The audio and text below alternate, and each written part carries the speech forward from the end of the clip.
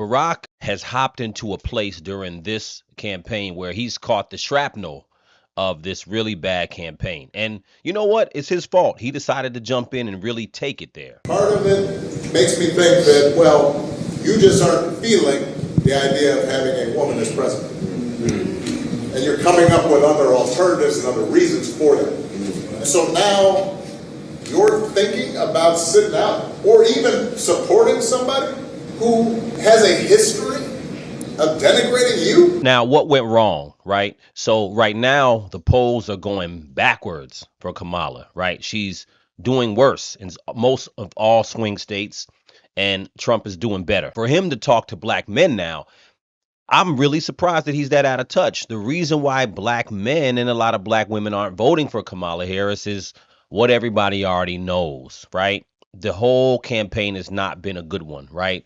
I would say disastrous, if you will, as far as relating to everyday people. And the reality is that let me talk about the fact of black people in the Democratic vote. I've been saying this to many of my friends the whole time that they assume that black people are going to vote for them, right? Many people who did revere Barack aren't looking to him the same. And I think that this is going to tarnish his legacy to an extent. Speaking as a black man, not to give us anything particular that's going to benefit our life, right? Everybody's calling Donald Trump, he's the racist. But what you do to appeal to black men is to imply race, right? Or imply gender.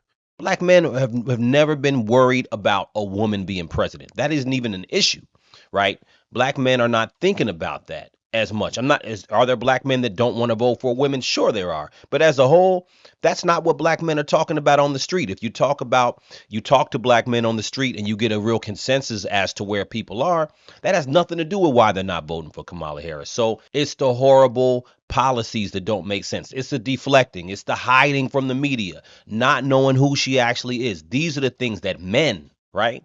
Not just black men, but men in general. These are the things that we're looking at. It's the horrible ad that just came out a couple days ago trying to relate to men. Men aren't scared of women. They're not intimidated by women. They're not annoyed by women. Men care about issues and they're not going to vote emotionally.